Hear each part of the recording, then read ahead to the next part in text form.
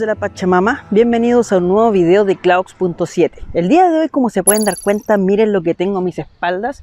Y sí, es un moai. Me encuentro aquí literalmente, ahora sí lo puedo decir con todas las letras, en medio de la nada. A 4000 kilómetros de Tahití y a 3700 de Sudamérica. Es que de verdad no hay lugar más en el mundo que en medio de la nada que en el que me encuentro en este momento. Y claro, me gustaría contarles un poco la historia de esta isla, cómo fue su cultura, bueno, que hasta el día de hoy perdura. Me gustaría que la aprendiesen de una manera más simple y ojalá que se queden hasta el final del video para que de verdad se queden con algo de valor hasta el final de este video. Así que bueno, vamos a ver la historia de Rapa Nui, vamos a ver sus lugares más misteriosos de esta misteriosa isla y ojalá les guste el video, hijos de la Pachamama.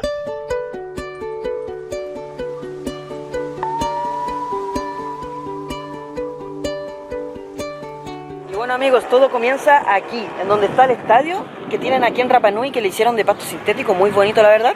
El día de hoy me acompaña Luis, damas y caballeros, que nos va a mostrar un poco los lugares de aquí de Rapa Nui. Esta cancha, primero que nada, fue inaugurada por Pelé. Él fue el que dio el puntapié inicial junto a Elías Figueroa, así que nos trajo bendiciones al venir a esta cancha, ya que seguimos con la práctica del fútbol. ¿Lo inauguró Peleto? Sí. No tenía idea la verdad. Los libros sirven, sí, pero aquí es donde está la verdad. Lo voy a dejar aquí el WhatsApp de Luis por si es que alguien viene a la isla. Bueno, aquí tiene un buen guía turístico. Y bueno, también les quería mostrar esto, hijos de la Pachamama. Cambiamos el Pachamóvil, que normalmente lo vemos en los videos. El día de hoy es un Pachamóvil versión Rapa Nui. Así que el día de hoy aquí vamos a recorrer la isla, cabros.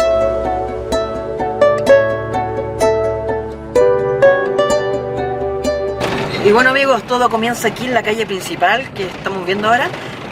La verdad, para llegar aquí me demoré 5 horas 20 minutos desde Santiago. La verdad que es un viaje muy largo, uno piensa a veces que es mucho más cerca, pero es una distancia como de Santiago a Guayaquil en Ecuador, lo mismo, así de largo pero por el océano Pacífico. La verdad que la isla, por lo que he visto hasta el momento, es realmente mágica. Acabo de llegar, así que lo que vea va a ser como una reacción real en realidad.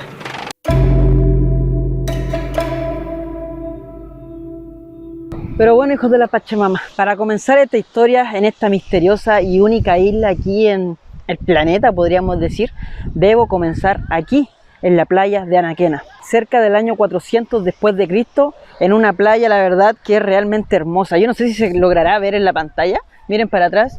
De verdad que se ve hermosísimo, es que es una playa espectacular, creo que es la mejor de Chile. Según los abuelitos, según los ancestros, según lo que se ha traspasado de boca en boca desde el comienzo de los tiempos, la cultura Rapa Nui comenzó en el continente de Hiva, un continente el cual estaba mucho más al interior y bueno, todo parte allí. Algunos dicen que Hiva podría ser un continente el cual se hundió y bueno, esa es la historia que cuentan todos los Rapa Nuis. Lo que sucede es que Hiva se estaba hundiendo 40 centímetros al año, por lo que el abuelito mayor o el rey de Hiva dijo: tenemos que hacer un plan B, por lo que luego de desdoblarse logró salir de su cuerpo y logró divisar en las lejanías del océano Pacífico otra isla, la cual era en la que estoy parado ahora, Rapa Nui. Cuando volvió a su cuerpo nuevamente mandó a 7 valientes exploradores, los cuales decidieron salir en su bote y remar hasta llegar a esta isla, la cual él vio en sus sueños. Cuando los exploradores le confirmaron de que esta tierra prometida existía, bueno, se devolvieron hacia allá y el rey Otomatúa salió junto a su pueblo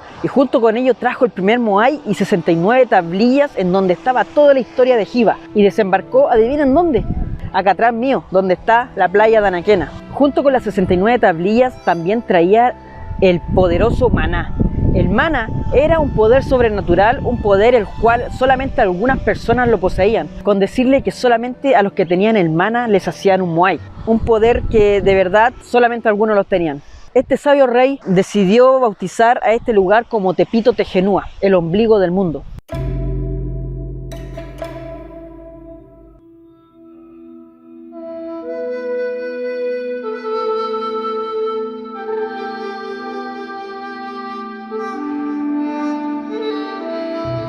Miren, hoy en día así es la entrada a Anaquena, de verdad que es un paraíso lleno de palmeras, para allá arena blanca, los moais y para allá agüita transparente y casi tibia. Pero ¿por qué les muestro la entrada a Anaquena? Porque bueno, aquí en la entrada se nota claramente quién está ahí y claro que sí, es la esposa del rey, porque la esposa del rey venía embarazada una vez que bajó del barco en el cual venía el rey, tuvo a su primer hijo. incluso aquí le hicieron un monumento como la mano de Dios, y ahí está ella con su oreja larga, para que se fijen en ese detalle, un detalle que después hablaremos. Ahí está su oreja larga, y ahí el bebé del rey naciendo, siendo la primera persona que nacía aquí en Rapa Nui, y ahí la señora ayudándole. Todo eso pasó en el agua, allá en Anaquena, en donde estuvimos recién. Uripate, yo soy Rapa Nui y llevo 52 años viviendo aquí. Mira, la cultura de Rapa Nui es una cultura viva que está hoy en día fuerte y con ganas de seguir adelante con fuerza, y mientras hay apoyo del continente también se puede lograr hartas cosas de la cultura de aquí. Mi nombre es Juan Vázquez Reyes, oriundo de Santiago de Chile, pero vivo hace 22 años acá en la isla. De la cultura Rapa Nui. Es hermosa la cultura, es muy entretenida, o sea, muy misteriosa también. Hay varios misterios que todavía no se han resuelto aquí en la isla.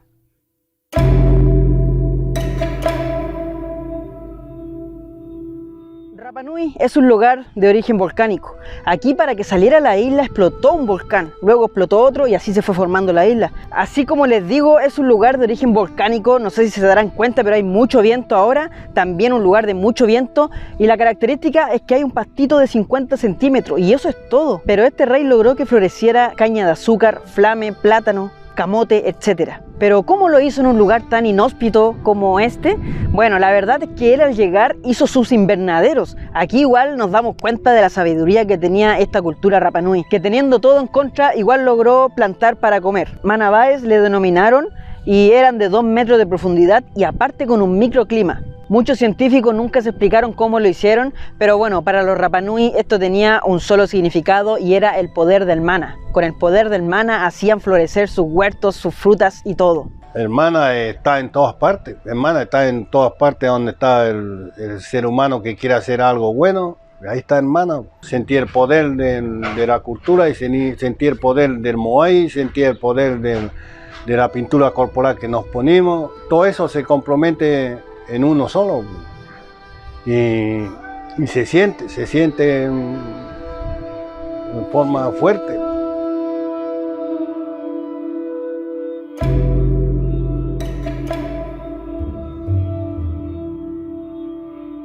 El mana es un poder sobrenatural el cual lo dio Makemake, que es el dios que tenían ellos, una extraña criatura que bajó desde el cielo y llegó a Hiva, su antiguo hogar.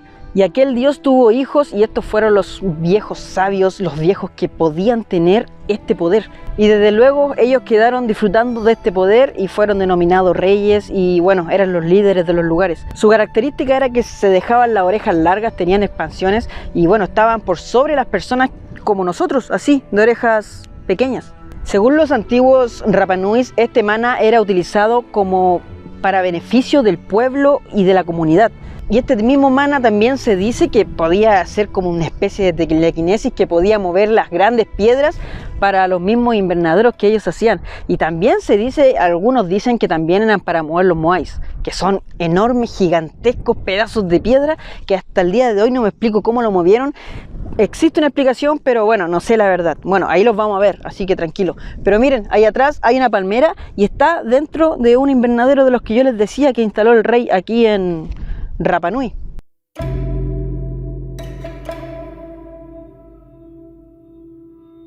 Mana no tenían todos los hombres.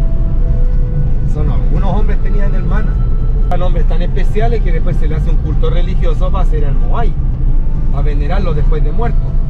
Entonces, mana, algunas personas tenían el mana en esta isla. Otra cosa más interesante que les quería mostrar es un jare moa. Jare, casa, moa, pollo, casa, pollo. Entonces, en resumen, en siglo XXI sería gallinero. Ustedes quizás vean puras piedras y acá arriba también puras piedras por donde han entrado las gallinas, pero aunque no lo crean, tenía una entrada estratégica. En este caso, esta es la entrada, miren, y para adentro se metía el pollito. O sea, los pollitos en realidad, porque eran muchas las gallinas. Y miren, esta piedra, por ejemplo, que aunque es volcánica, mis bracitos delgaditos no se la puede, porque igual está pesada. Bueno, esta piedra va metida ahí. Entonces, cuando por ejemplo venía una persona y se quería robar alguna gallina en la noche, venía hacia acá y empezaba a buscar cuál era la piedra que estaba suelta, porque esto tenía una entrada estratégica. En este caso, esta es la piedra que estaba suelta y se ponía aquí. Entonces el ladrón tenía que encontrar esta y ahí recién podía sacar una gallina. No era cosa fácil. Y también el tapu, las prohibiciones que tenían aquí los Rapanui, y la verdad es que el que no la cumplía simplemente se iba a la muerte. Esta piedra, chiquillo, es basalto vesicular. Digamos que con el sol se calienta y dentro está tan calentito que pasa a ser prácticamente como una incubadora. Entonces los huevitos de las gallinas, prácticamente las gallinas ni siquiera se tienen que poner encima, porque los pollitos salen solos. ¿Por qué? Porque dentro es tanto el calor que los pollitos nacen al tiro.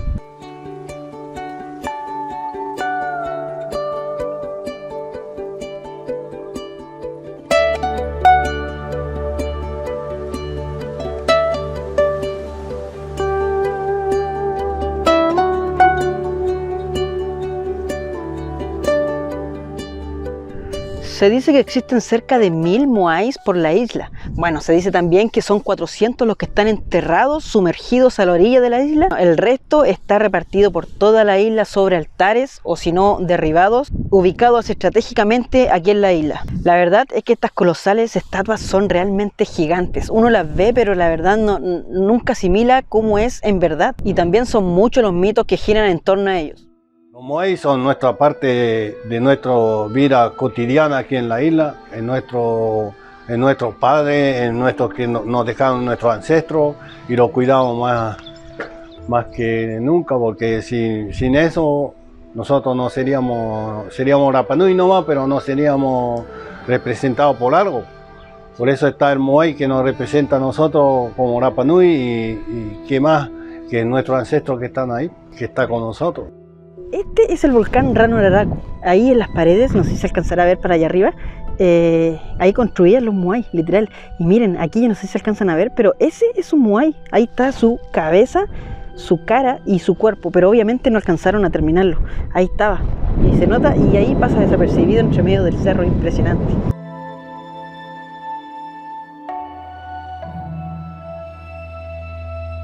Y miren, acá tenemos un moai, claramente creo que es de los más impresionantes que he visto. Es gigantesco, miren la nariz, todo bien pulido, hasta las orejas largas se le ven ahí. No sé si lo alcanzan a ver, es realmente hermoso. Y miren para allá, hay más y más moai por allá. No sé si alcanzan a ver allá arriba, en donde se construían los moai, todavía están los calzos. Miren, de ahí sacaban los moai, de ese pedazo de piedra. De ahí sacaban los moai, y ese moai, una vez que lo tallaban, lo tiraban hacia abajo y bueno, quedaban así como el que tenemos ahí. Y cuando llegaban aquí, recién aquí le pulían la espalda. Pero miren, algo impresionante y que acá se logra ver en el volcán es que hasta el día de hoy tenemos moai que no se alcanzaron a terminar. Miren el de allá, yo no sé si se alcanzan a ver ahí se ve la cara de un moai que está todavía en la piedra, o sea, todavía no lo pulen 100%.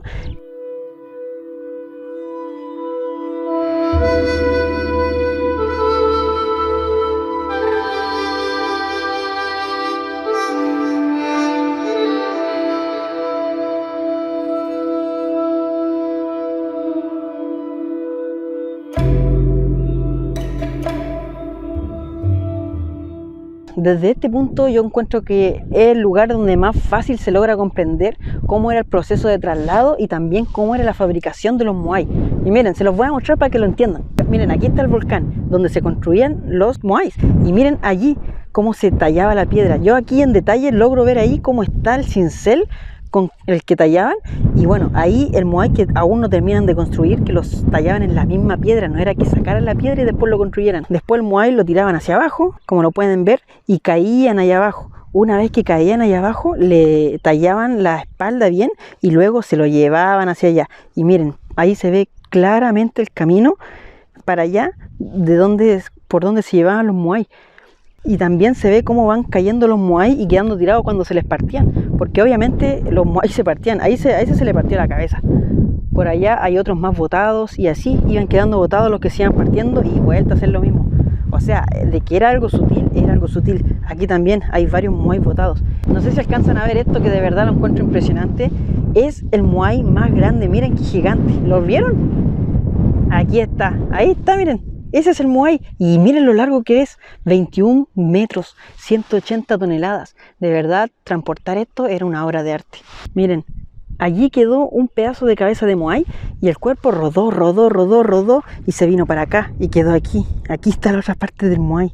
Así era como sacaban los moai y bueno, a veces se les partían, a veces no, pero ese tremendo pedazote de moai sí que debe haber sido difícil moverlo. Menos mal que no lo terminaron porque si no, uy, qué flojera volver a hacerlo.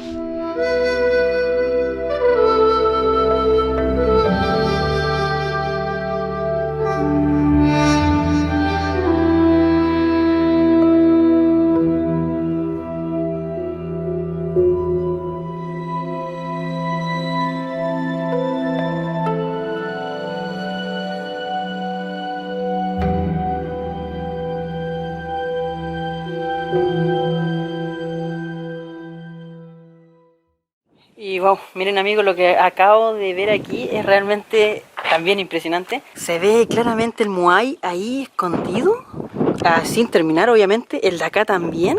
Allá tenemos otro allá arriba, acá tenemos otro más, miren, que acá dice no tocar, pero está aquí a la orilla prácticamente. Ahí está con su nariz y bueno, está un poco deforme obviamente. Una de las cosas que me impresionó son los petroglifos que hay aquí. Allá tenemos dos ojos, yo no sé si lo alcanzan a ver, eso. Y esos son los ojos del dios Makemake. Y acá también están, por allá arriba. Entonces uno por la religión, por más que quisiera venir a terminar los moai, estaba Makemake viendo. Entonces eso si él lo veía, era pronóstico de muerte. Entonces nadie ni iba a querer venir para acá sin permiso. El por qué están, la verdad es que nadie lo sabe. Hoku Matua lo habrá soñado, quizás los extraterrestres le dijeron, quizás fue una imagen que se le vino de un momento a otro, la verdad no lo sé. Es así como llegamos a este lugar, el que tengo a mis espaldas, el famoso y viejo volcán Rano Raraku. Aquí hay 396 moais, muchos ya listos, otros en fase de ejecución que lo estaban construyendo, pero de un momento a otro todo paró. Este volcán nos da la razón en que podemos descifrar que fue el humano el que hizo los moais. No fue ni un extraterrestre, no fue ni un dios, no, fue el humano el que los talló y lo podemos ver en el volcán que tenemos atrás. Una vez que Hoku Matua y ya todos se establecieron, comenzó a crecer la población Rapa Nui y esto hizo que se colocaran diferentes asentamientos Rapa Nui por alrededor de la isla y muchos tenían sus personas sabias, o sea, sus personas que tenían el poder del mana. Estas personas, una vez que fallecían, toda su familia se esforzaba sacando plátanos, sacando comida para poder pagarle a las personas que trabajaban en este volcán y así ellos pudiesen tallarle un moai a su difunto líder, podríamos decir, a su difunto líder del mana. Fue este el lugar donde salieron y se repartieron los moai por todo Rapa Nui. Es como un fantasma que le dan vida, flotante, levitando pero sin piernas. Está hecho en piedra, así representado, pero es un espíritu finalmente. Por eso no va a tener piernas el moai. Representaba a estos hombres que podían tener hermanas, jefes de clanes, sacerdotes, algunos guerreros de élite que tenían hermanas.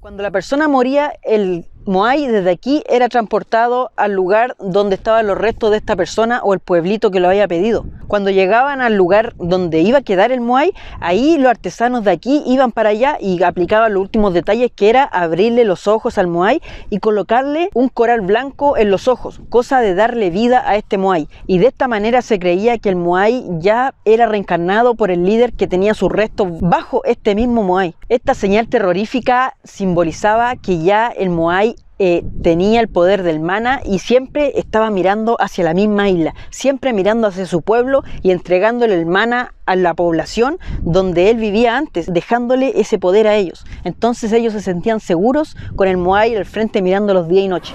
Miren chiquillos, una de las cosas también que me llama la atención y es parte de la cultura Rapa Nui es que acá tenemos un crematorio, ¿sí? Como lo escuchan, un crematorio. Aquí quemaban a las personas Rapa Nui, pero nunca las quemaban 100% como se queman hoy en día, que quedan solamente cenizas, sino que quemaban para poder sacarle los huesos y una vez que sacaban los huesos aquí, lo llevaban ¿para dónde? Para el ajo.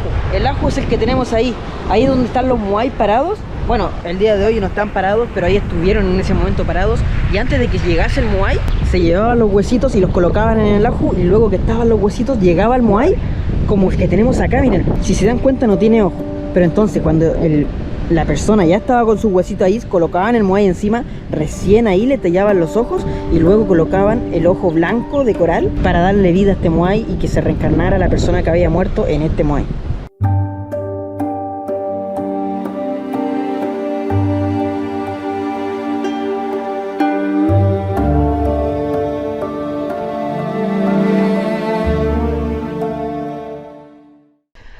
Y bueno amigos, atrás mío los moais, pero aquí viene la gran duda. Ya, los construyeron en el volcán, listo, todo, ya, perfecto.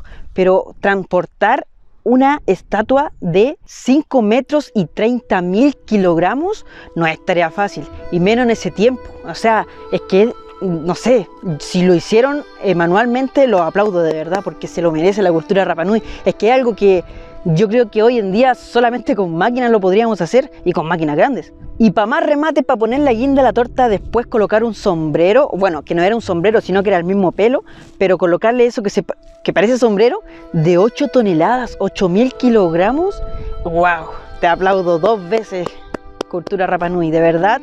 Es algo dificilísimo, para mí imposible hacerlo por el ser humano, pero bueno, lo hicieron y de verdad que ahí tienen el resultado. Bueno, justo eso no tienen el pelito.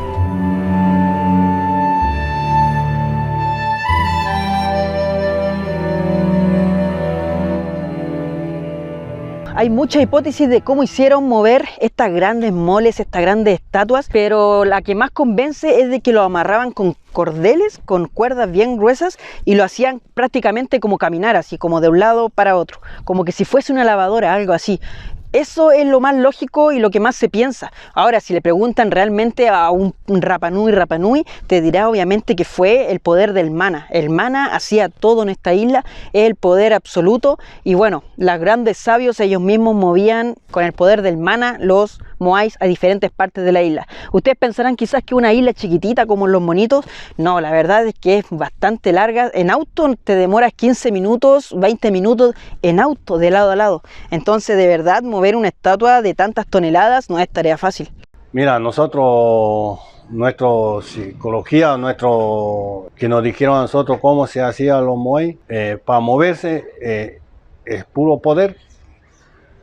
Antiguamente la gente aquí tenía poder mental, tenía poder del cuerpo, que podía hacer mover a los moai fácilmente. Se supone que lo trasladaron con el mana, unos dicen, que con la fuerza de la mente lo transportaron. Son teorías que se ven, a esos que lo hicieron caminar, que abajo en la parte de la base era medio cóncava, entonces lo hacían con cuerdas, los tiraban para los lados y lo hacían moviéndose así, y lo hacían como que lo hacían caminar.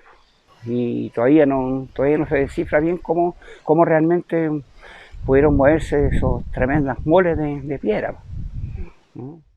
Aquí, ¿cómo transportaban los moais? ¿Cómo se trasladaban? Mira, vamos a hablar después de dos teorías, de dos formas que se podían haber realizado el transporte, pero nosotros aquí estamos de pie sobre una ruta de transporte de la estatuaria que pasa por esta aldea y continúa y pasa por la otra aldea, etcétera.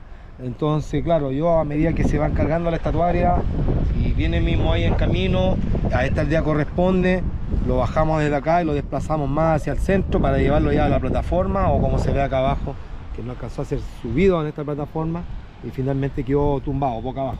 Entonces estas son rutas que se transportaba la estatuaria y que tienen historia en tiempos ancestrales. Aquí los antepasados dicen que el moai se transportó, algunos de pie, de forma vertical, en base a cuerdas, como cuando tú mueves un refrigerador. Algo similar vamos a hacer, pero en base a cuerdas para transportar la estatuaria. Y claro amigos, tiene mucha lógica. Miren, aquí se ve claramente un camino. Dice que este camino llega hasta donde está el mismo volcán donde se creaban los moai. Y el camino sigue para allá y probablemente dé la vuelta a la isla. Como dice Luis, claro que sí, puede ser una gran hipótesis que por aquí iban, ay, ya falleció la persona, el jefe del clan, vamos a traerle un moai porque ahí se reencarnan ellos y todo, le da la fuerza al pueblo y todo. Por ejemplo, venían para allá y listo, ah, el pedido ¿dónde es? Es aquí, ah, listo, ya, entonces dejamos un moai acá. Y se lo dejaban instalado ahí. Bueno, el día de hoy está ahí botado el moai, y lo mismo pasó con los moai de allá, los trasladaban por aquí y luego de aquí los tiraban para allá. La verdad es que es lo que se cree, y bueno, por lo que estoy viendo es muy probable que así haya sido.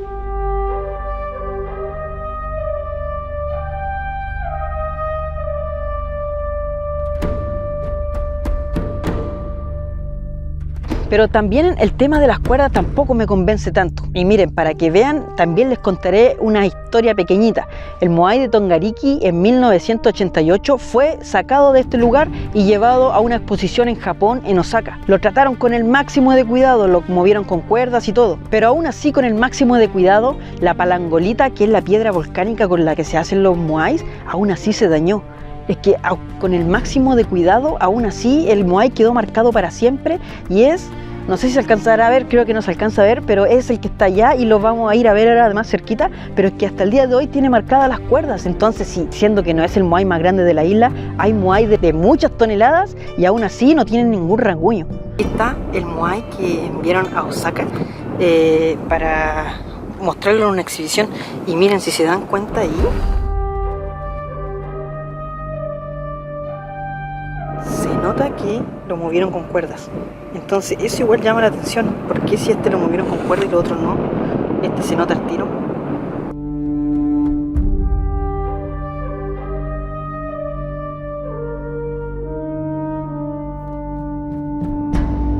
Otro punto también es que hace 12.000 años una erupción volcánica arrasó con toda la vegetación de la isla, quedó prácticamente un desierto de Atacama en este lugar, por lo que la verdad, para ser sincero, la hipótesis también de los troncos de madera grande para mover cada uno de los moai también lo veo un poco descartado. ¿Por qué? Porque fueron más de 900 moai los que se tuvieron quizás que mover de un lado para otro. No había tanta madera en la isla como para eso. Y hoy en día el gran bosque que hay al medio de la isla de Pascua es cuando se trajeron las ovejas hace poquito tiempo, ya en el 1900. Entonces es una hipótesis que igual se cae un poco.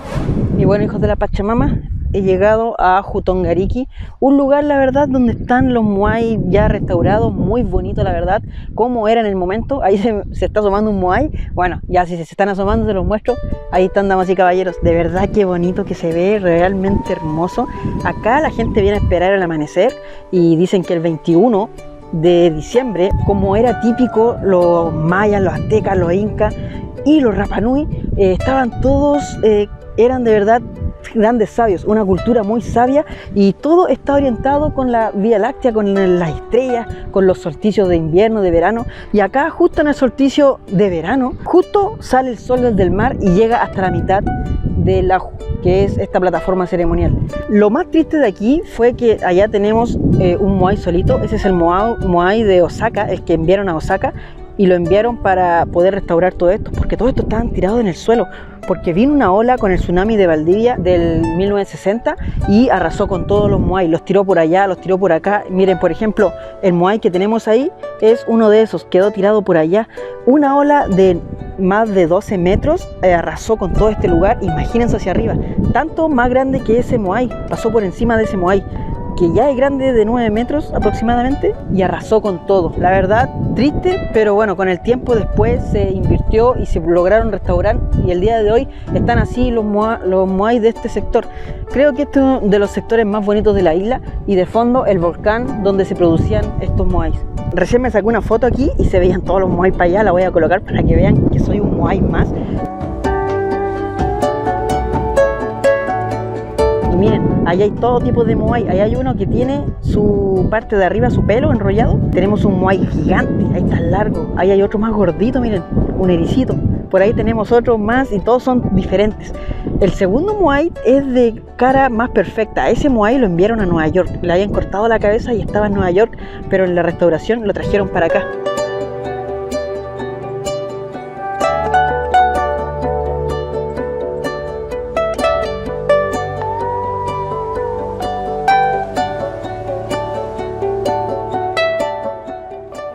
Miren amigos, lo perfecto que están los moai derechitos para allá. No es que sea uno solo, sino que si doblamos un poquito, logran ver que están todos los moai para allá, y son muchos, la verdad. Miren, todo perfecto. Esta es la parte posterior del Ajo Tongariki, y esta plataforma que tú puedes ver acá es un pequeño crematorio ancestral. Entonces esto de noche, imagínate la actividad que en estos lugares había. Entonces finalmente aquí se prendía fuego para quemar personas, y si esto de noche estaba todo oscuro, se veía la llama atrás del ajo y la aldea estaba al frente. Entonces cambiaba todo el esquema de noche, se veía todo distinto. Al ver las estatuarias también con ojos, era muy imponente verlo esto de noche. Llegaba a dar miedo. Justamente. Llegada el miedo.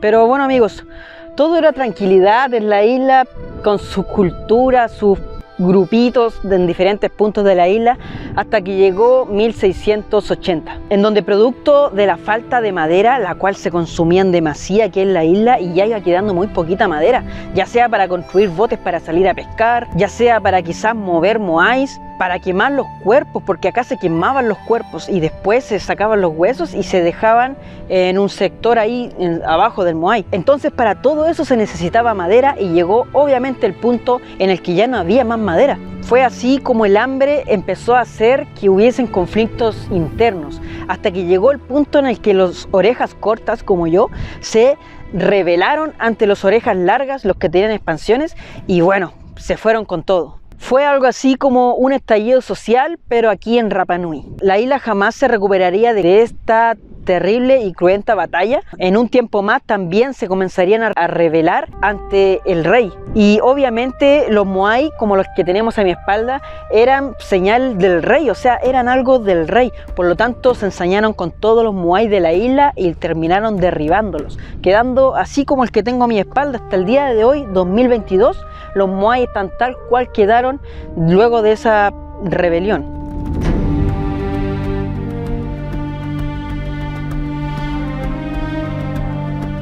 Miren, acá tenemos donde salían los catamaranes a buscar el atún hacia allá, ¿cierto? Pero si es que en la isla ya habían explotado prácticamente toda la madera y ya no había madera para hacer catamaranes, ¿cómo iban a salir a buscar atún? Esto hizo que aumentara la crisis y al no haber atún, al no haber comida, los pueblos empezaron a desesperar. Y obviamente, ¿a quién le iban a echar la culpa?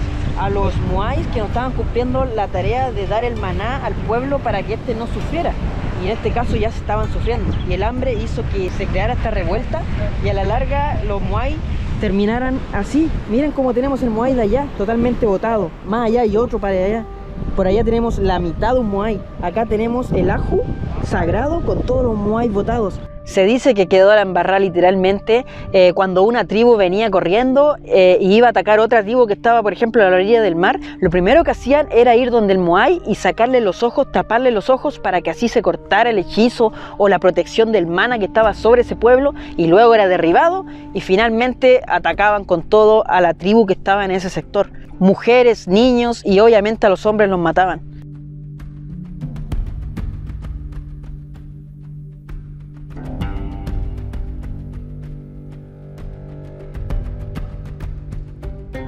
Hoy en día, en pleno 2022, basta darse una vuelta por Rapa Nui para darte cuenta que hay muchísimos moai botados, algunos partidos, destruidos, y algunos obviamente restaurados que fueron puestos nuevamente en su lugar, pero solamente algunos. La gran mayoría está totalmente botada por aquí, por la orilla de la isla. Pero ya saben por qué lo está, simplemente porque fue un gran estallido social, el cual dejó prácticamente a todos los moai como el que tengo a mis espaldas, boca abajo y abandonado. Amigos, miren a la parte en la que llegué ahora. Miren, se los voy a mostrar mejor. Cada una de esas bases era donde estaba el pueblo. Aquí estaba este pueblo, porque habían diferentes aldeas, pero esta era, imagínense, una de las aldeas. Ahí están las casitas, imagínense los niñitos aquí jugando. Imagínense estas que son las cocinas, al igual que cuando uno va, no sé, al cerro y hace un asado. Así mismo, aquí cocinaban, allá tenían otra cocina, aquí tenían otra cocina más. E imagínense, listo, todas las familias viviendo aquí, y para su abundancia de alimentos, su protección de la aldea y también para la fertilidad de la aldea, ¿qué tenían de fondo mirándolos a ellos?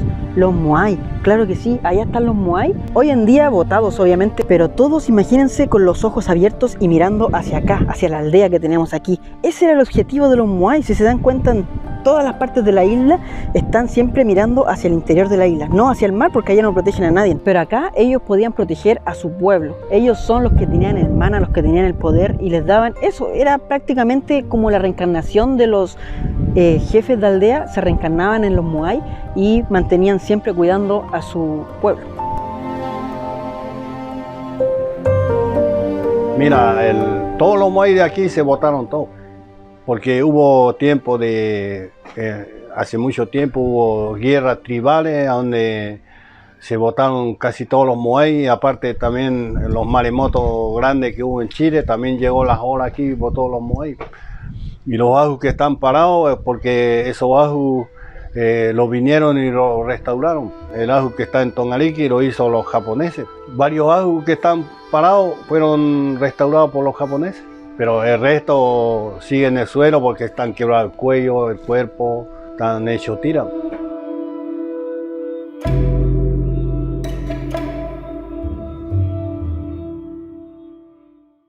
Hoku Matua, el primer rey de la isla, gobernó aproximadamente por 20 años, en el momento de mayor esplendor de Rapa Nui, en donde se construyeron la mayor cantidad de moais, en donde el mana era algo sagrado que estaba por toda la isla. Todo era sagrado, todo en el rey era mana, nadie podía tocarlo, su cabello, hasta ni siquiera podía cortarse las uñas. Este mana también tenía su lado malo y era todo lo contrario, el tapú, o sea, era lo prohibido. Todo aquel que tocara al rey quedaba prácticamente maldecido. Nadie podía ver al rey dormir, ni siquiera cuando estaba comiendo. Todo aquel que no cumpliera el tapú, bueno, se le aplicaba el máximo rigor y era acabar con su vida, ya sea aplastándole el cráneo y si no metiéndole una antena de langosta por atrás.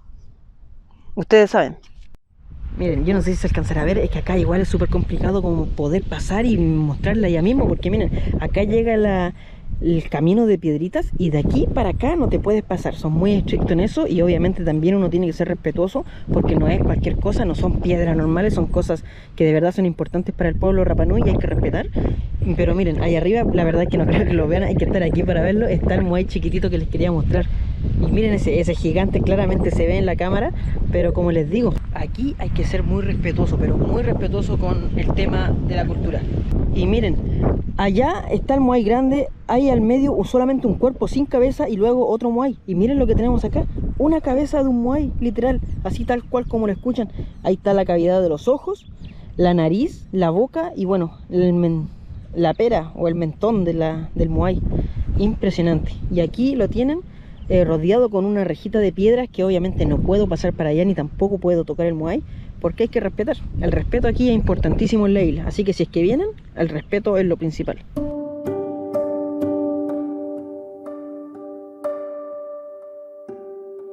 Y como se pueden dar cuenta también acá, ¿por qué está cerrado? Ustedes dirán, pero si no hay nada. Pero sí, sí hay algo. Cada una de estas piedras redondas, porque son redondas las piedras que están aquí, y son redondas porque son las que atrapan energía. Para ellos eran unas piedras muy importantes que las sacaban del mar, porque ahí es donde se redondeaban estas piedras, y estas piedras son las que captaban la energía, y bueno, son las que están aquí, y por eso es que está cerrado. Es que, o sea, si nos ponemos a pensar, todo en la isla es sagrado. Esta isla es una isla completa sagrada, prácticamente da como andar pisando como cáscara de huevo porque no sabía en qué momento vaya a pisar algo sagrado. Es realmente impresionante. Y miren, hacia el lado de allá está un cementerio, que estos son los cementerios por si acaso. Abajo, por ejemplo, de esas piedras hay restos humanos, por eso, como les digo, está cerrado. Allá hay un cementerio antiguo, pero más abajo hay un cementerio más antiguo aún que el que está allá arriba. O sea, se dice que este es el lugar donde estaría el primer rey de la isla, el rey Hoku Matua, ya que justo viene la bahía ahí y aquí es tan antiguo este cementerio que puede que haya sido el primero. Y claro, acá se dice que está enterrado el rey Hoku Matua. Para allá tenemos un moai botado y así, como les digo, es todo sagrado en este lugar, realmente impresionante.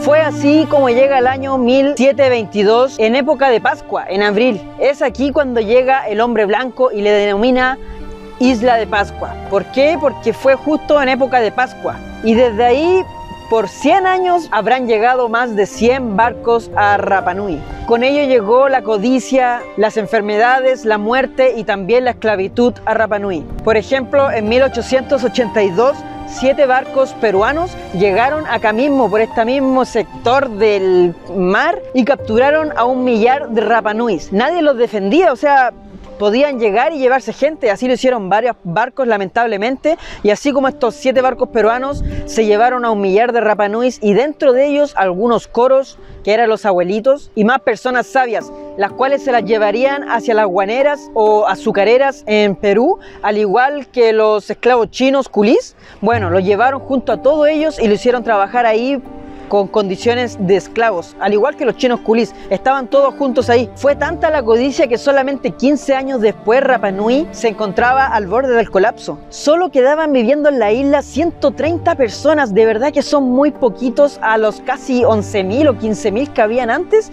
Solamente 130 personas. A todos se lo habían llevado de aquí para allá. Descubrieron la isla solamente para destruir su cultura.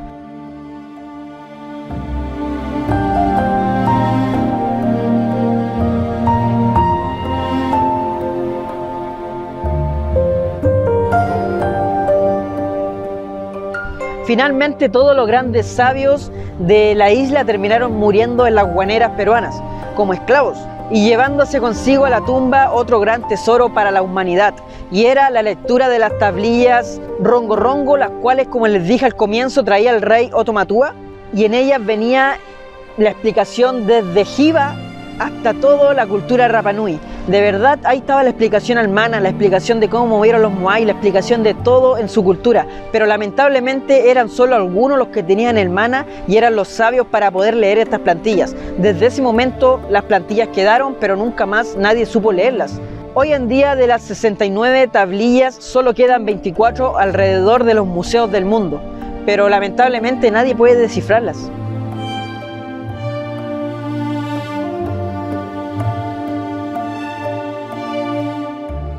Permaneció firme en la cultura hasta el día de hoy día. Llevamos harto tiempo, y a pesar que hubo un tiempo de la esclavitud, digamos, que quedaron 100 y tantas personas aquí, y de esas 100 y tantas personas volvimos a reproducirnos, y ahora son, digamos, aquí hay como 5.000 Rapanui. Entonces se afirmó, y la cultura cada vez más fuerte, cada vez más. Nosotros, como la gente más adulta en este sistema, nosotros tratamos de meter cultura en los deportes ancestrales, la lengua Rapanui a nivel isla, para que no se pierda, que se mantenga firme y que dure más por el año, que dura hasta cuando dure. Bueno,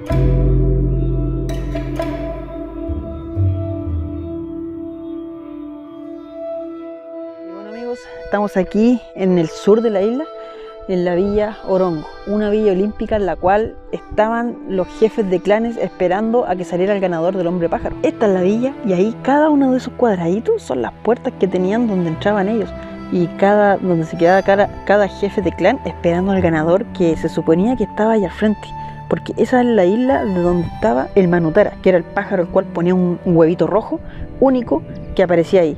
Los competidores venían desde allá, desde una caverna que está dentro del volcán, que está un poco más allá, donde se instruían y donde dibujaban al pájaro. Después venían en una procesión por allá todos juntos. Cuando llegaban a este punto, aquí mismo los pintaban con tierra de color para diferenciarlo y saber cuál era la persona que iba a competir en su clan. Bueno, ellos estaban aquí hasta que llegaba el gran día, el día en donde se iba a elegir el hombre pájaro, el hombre que iba a gobernar la isla y iba a administrar todos los recursos de aquella isla por un año. Aquí estaban, les deseaban la suerte, todo, mientras el pueblo esperaba mucho más abajo, donde hoy está el aeropuerto, que es al otro lado del volcán. Pero acá estaban las personas más importantes y aquí estaba su población. Aquí estaban las personas en este mismo lugar hasta que llegaba el gran día.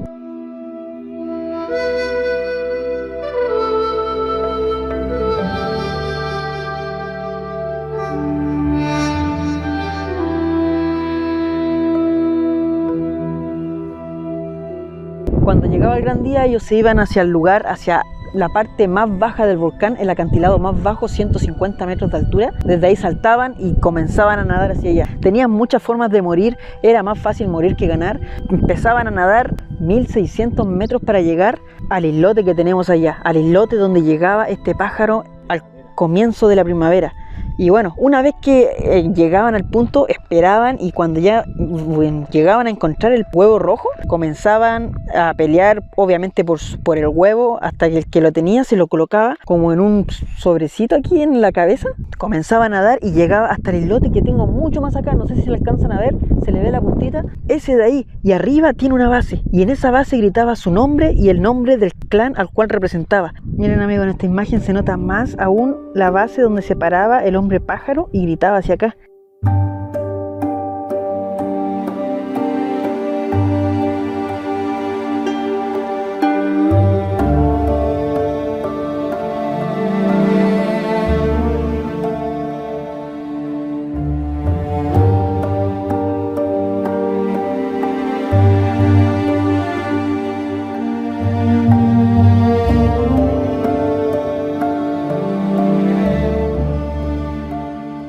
Hemos llegado aquí a la zona del volcán. Podemos comprobar que la tierra es redonda. Yo no sé si se verá aquí, pero yo aquí en persona puedo ver cómo se ve todo esto redondo. Se ve la redondez de la tierra literal. Acá tenemos el volcán Rano Kau. Miren la grandeza que tiene, realmente gigante. Y si se dan cuenta, allá el volcán tiene una caída y también acá tiene otra caída, formando la parte más baja, que es la que está allá. Desde ahí comenzaba el descenso hacia el mar que está por el otro lado y empezaban a nadar para allá. Una vez que lograban traer el huevo de vuelta, bueno, el ganador rápidamente subía todo eso y llegaba hasta este punto que está aquí, donde están todos esos petroglifos y que ahora se ven mucho mejor con el sol que está saliendo, que son las caras de cada uno de los ganadores, e incluso ahí tenemos la cara del dios que tenían mirando hacia acá, Make Make.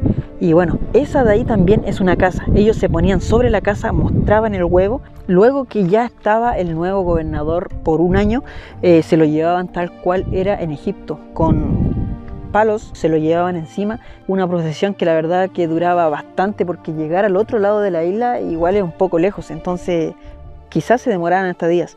Y bueno, así era como una vez más se elegía democráticamente ahora, luego de todos los clanes, se elegía a una persona que iba a administrar los recursos de la isla. La democracia llegó a la isla hasta el año 1867, que bueno, ahí acabó la competencia del hombre pájaro.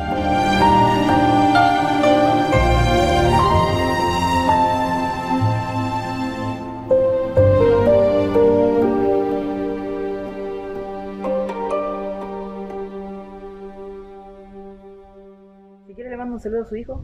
Ajá, ya, pues a mi hijo y a mis nietos. ¿Ah? Un gran abrazo, grande para ellos, que los quiero mucho y los recuerdo. Bueno, ya pues, muchísimas gracias por... ¿Por qué, pues, hermano? Por su testimonio. Me llamo Uri Pate y gracias por todo. Ay, no. Muchas gracias.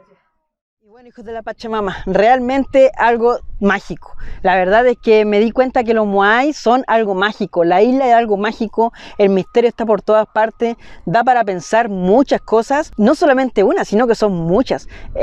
Creo que ha sido uno de los viajes más wow, que me han explotado la cabeza, y además el saber que cada moai está ubicado estratégicamente alineado con las estrellas, algunos con la salida del sol, otros con los solsticios de invierno, solsticios de verano. No es que lo pusieron ahí, todo está fríamente calculado. Es una cultura autóctona, la Rapa Nui, y como les dije en delante, de verdad los aplaudo si es que movieron los moai ellos, como todos dicen, porque mover 80 toneladas que pesaba un moai, o uno que se estaba construyendo en la cantera que de verdad se iba a pesar cientos de toneladas, no es fácil, ni siquiera hoy en día con grúas. La generación Rapa Nui logró sobrevivir a todo, y no seamos nosotros los que con nuestro calentamiento global hagamos que Rapa Nui desaparezca bajo el agua. Seamos conscientes uno a uno, preocupémonos de nuestros propios actos y de botar la basura donde corresponde, de hacer las cosas como deberían ser. Muchas gracias de verdad a los que me apoyan en Patreon, porque en gran parte gracias a ellos y también a los que están suscritos en YouTube es que estoy en estos momentos aquí en medio del mundo, en el ombligo del planeta, en medio de la nada, como siempre lo digo. Gracias también a todos los que me ven siempre, me apoyan en Facebook, en YouTube. Muchísimas gracias, les mando un abrazo enorme desde aquí, desde Rapa Nui, y espero que les haya gustado este video. No olviden suscribirse al canal, es totalmente gratis, seguirme en Instagram y en Facebook, y nos estamos viendo el próximo fin de semana con un video nuevo. Adiós, hijos de la Pachamama.